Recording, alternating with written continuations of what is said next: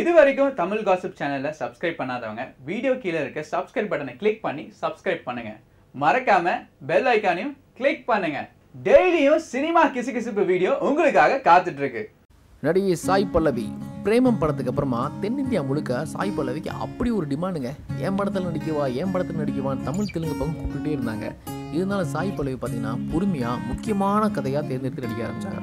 தமிழில் ரொம்பவே முக்கியத்துவம் கொடுத்தாங்கன்னு வச்சுங்க. அப்படி ரிலீஸ் ஆன படம் தான் கரு திரைப்படம். ஆனால் அவங்க எதிர்பார்த்த மாதிரி படம் ஹிட் ஆகலை, பெரிய ஃப்ளாப். இருந்தாலும் தமிழில் 2 முக்கியமான படங்கள் நடிச்சிட்டு இருக்காங்க. ஒன்று மாரி 2, இந்த தனுஷுக்கு ஜோடியாக ஒரு ஆட்டோ ஓட்டுற பெண்ணாக நடிச்சிட்டு இருக்காங்க. அடுத்த படம் என்ஜிகே செல்வராகவன் இயக்கத்தில் சூர்யாவுக்கு ஜோடியாக நடிக்கிறாங்க. இப்போ சமீபத்தில் ஒரு பேட்டியில் என்ன சொன்னாங்கன்னா, ஸ்கூல் படிக்கும் போது இருந்தே சூர்யா படம்னா எனக்கு அவ்வளோ பிடிக்கும், அவருடைய மிகப்பெரிய தீவிர ரசிகை.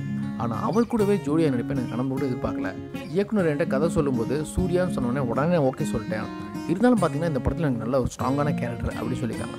மொத ஷூட்டிங் ஸ்பாட்டில் செட்டில் வச்சு சூர்யா பார்க்கும்போது நான் பயந்துட்டேன், எனக்கு வார்த்தையே வரல, பேச தருமாறினேன்.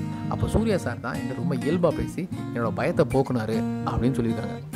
மேலும் அவங்க என்ன சொல்லியிருக்காங்கன்னா, சூர்யா சாரை வெளியிருந்து பார்க்கும்போது சாதாரணமாக இருக்குது, செட்டிலையும் பார்த்தீங்கன்னா ரொம்ப இயல்பாக இருப்பார், அந்த மாதிரிலாம் தோணும். ஆனால் அப்படியே ஷார்ட்டுக்குள்ளே டேக் போனார்னா கேரக்டராகவே மாறிடுவார். அப்படியே பெரிய டிரான்ஸ்ஃபர்மேஷன் இருக்கும். அதுதான் சூர்யா. என்ஜிகே ஷூட்டிங் ஸ்பாட்டில் நிறையா விஷயம் கற்றுக்கிட்டு இருக்கேன். சூர்யா சார்ட்டு முக்கியமாக நடிப்பு திறனை நான் கற்றுக்கிட்டு இருக்கேன் அப்படின்னு சூர்யா புகழ் பாட ஆரம்பிச்சிட்டாங்க நம்ம சாய் பல்லவி. ஹாய் வியூவர்ஸ், உங்களுடைய போரிங் டைமை என்டர்டெயின்மெண்ட்டாக மாற்றுறதுக்கு மறக்காமல் தமிழ் காசிப் சேனலை சப்ஸ்கிரைப் பண்ணுங்கள்.